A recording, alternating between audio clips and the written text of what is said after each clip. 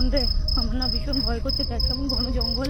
আরে কিচ্ছু হবে না, এখানে কিচ্ছু নেই, চুপ কর, আমাকে পকোড়াটা এনজয় করতে দে। বোন না, এই পকোড়া খাবার লোকটা না এবার ছাড়। স্টেশন থেকে পকোড়া কেনার কোনো দরকার ছিল? এই ঘন জঙ্গলে ভূত পিশাচ কত কিছুই থাকতে পারে, যদি আকর্ষণ করে।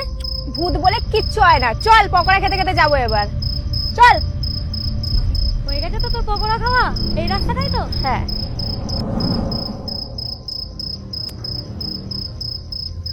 কি হলো দিদি?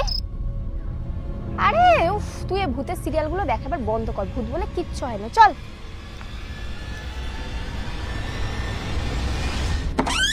কত দেরি হয়ে গেল বল বোন হোটেলে আসতে, বাট হ্যাপি ফাইনালি আমরা ঘরে চলে এলাম।